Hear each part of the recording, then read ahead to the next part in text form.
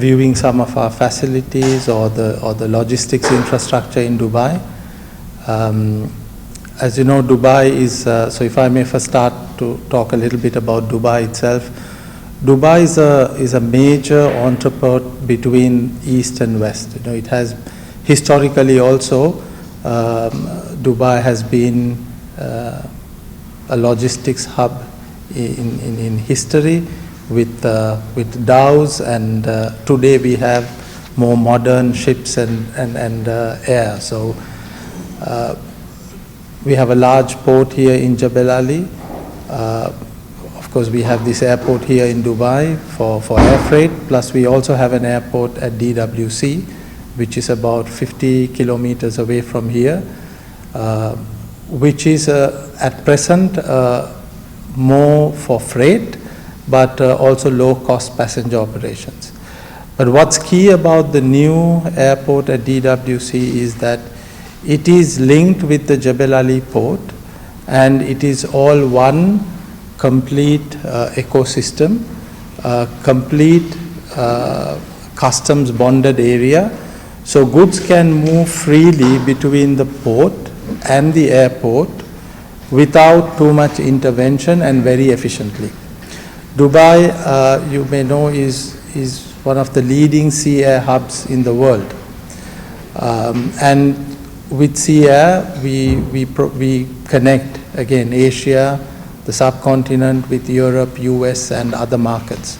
So for export economies and for customers, you have either ocean, you have air, but in between you have sea air, which is also kind of cost effective, but with lower transit times than pure ocean.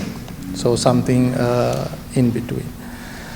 So from Sky Cargo point of view, of course, like the entire airline industry, the airline industry was impacted by COVID over the last 2-3 years. We were no different. In the last 2 years, from March 2020, when the COVID impact came about, we moved very quickly because all passenger operations kind of ceased, and we used passenger aircraft to operate, to move freight, because the world needed to move logistics very quickly. There were, in the initial phase of the pandemic, we had to move a lot of personal protective equipment, medicines, pharmaceuticals, and other commodities that the world urgently needed to combat the pandemic. So at one point we were even operating up to 100 Boeing 777 passenger aircraft carrying only cargo. Of course, things have changed from there. The effects of the pandemic and the logistics impact has kind of receded now. And more normal kind of operations are coming about. So for us, we have ramped up our passenger operations.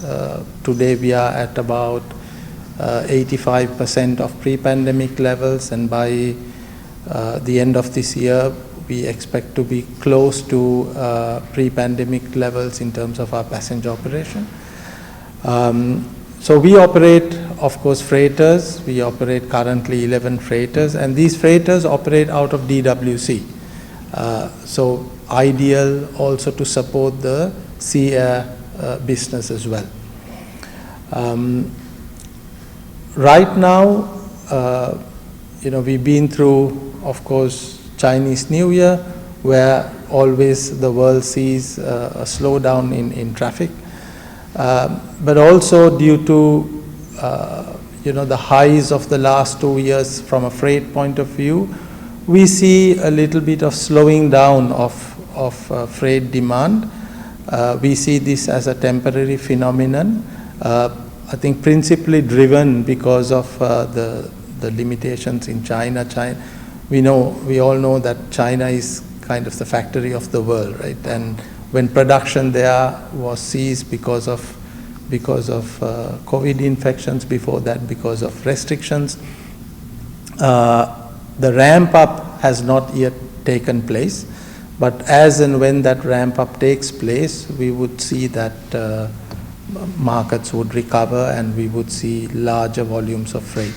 So that's where we stand in terms of our operation. So Bangladesh is a very important freight market for us. It has been for many years. Today we operate 3 passenger flights a day, 777, so we have a large amount of cargo capacity in the Bangladesh market. The Bangladesh market is predominantly fashion and perishables, and right now what we see is the volumes related to fashion are a little bit weak. There are few reasons for that. One is because of the logistics issues that everyone was faced with, or the retailers were faced with in the last couple of years, they kind of overstocked. At least this is our view, and they have high levels of inventory, so you don't see a large volume as before of freight movement at the moment. But again, we see this as a temporary phenomenon. As well, when that inventory is used up, we see that replenishment of inventory will take place, and also, typically fashion means they also have to change lines and the fashion itself. So that will take place over the coming months. So therefore, so to answer your question, right now we don't see a need for freighter capacity in Bangladesh. Our belly capacity is ample to serve the market.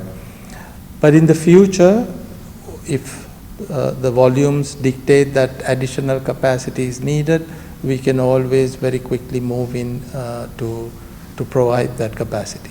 So today we have, you could say, across the 3 flights a day, we have really 75 to 90 tons of capacity depending on the passenger loads.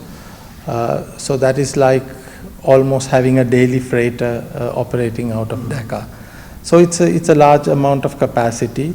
We move both fashion-related garments out of Bangladesh, as well as a large amount of perishables to European markets. So we have a fair market presence. We've always had a good market presence in the Bangladesh market. So we continue to support the industry and the export industry out of Bangladesh with the capacity.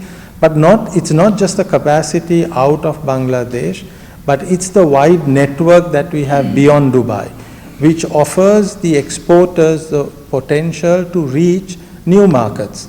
Not just the traditional markets in Europe and US, but they can go to many markets with reduced transit times using the vast network that Emirates is able to offer.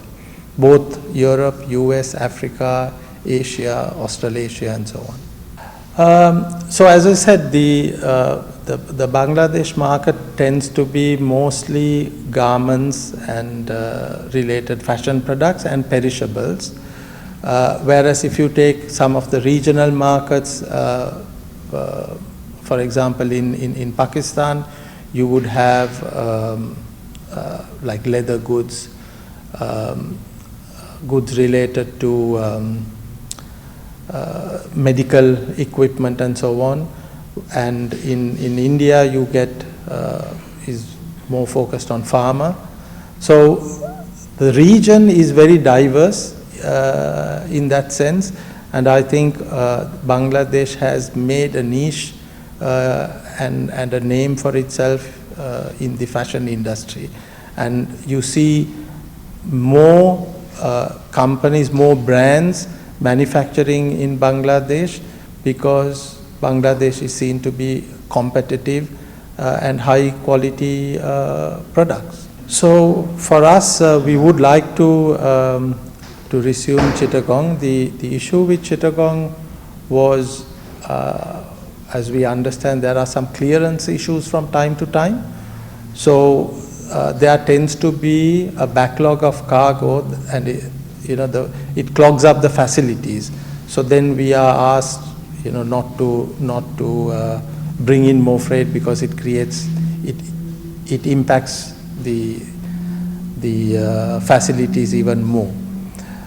So this has been one of the issues. The other issue is perhaps due to the prevailing situation, maybe the goods that are moving into Bangladesh has also reduced a little bit.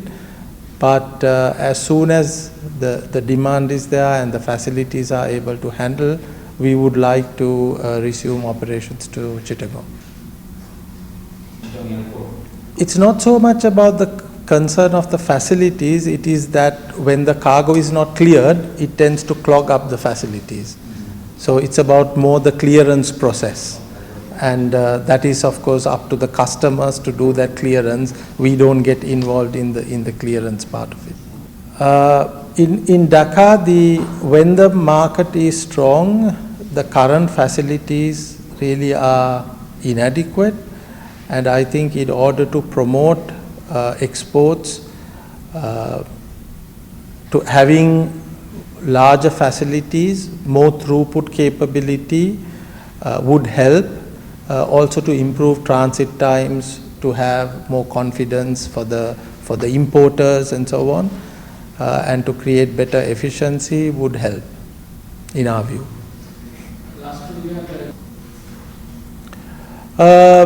So it's very difficult to compare last 2 years because of the pandemic.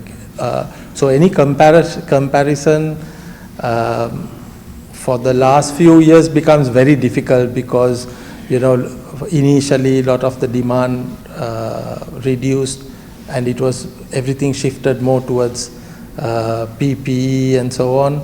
So any market, not just Bangladesh, for any market, what we find is comparisons in the last 2 years become very, very difficult and irrelevant. You're not really comparing apples with apples.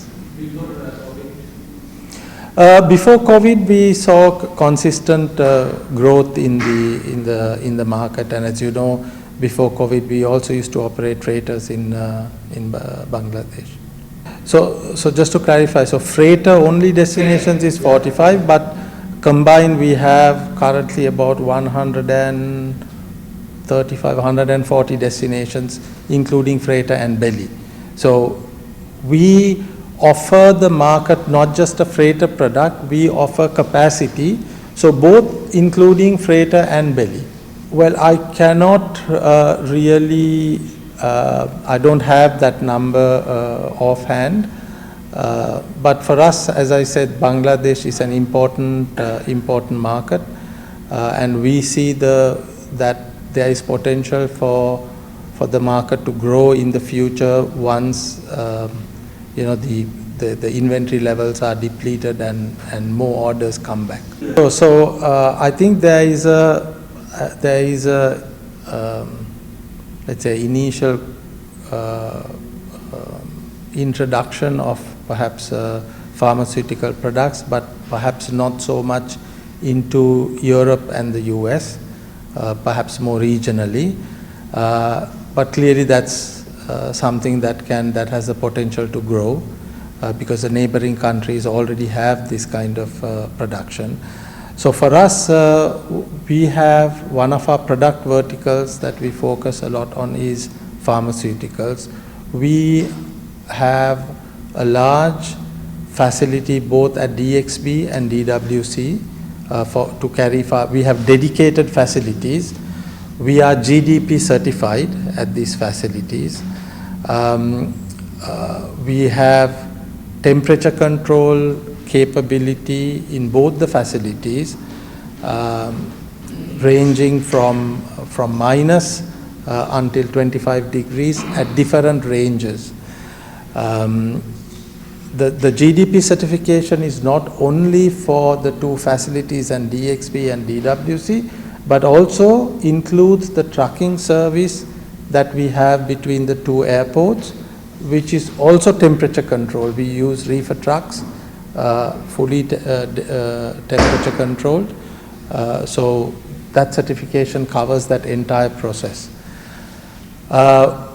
We have, as you mentioned, cool dollies that we use for the ramp. So, for example, from our temperature control facilities to bring the product to the airplane in these conditions so as not to be exposed to the elements, we use specialized cool dollies. That means the entire pallet can be loaded onto this temperature controlled dolly, which is then brought to the aircraft and immediately loaded into the aircraft where the holes are pre-cooled.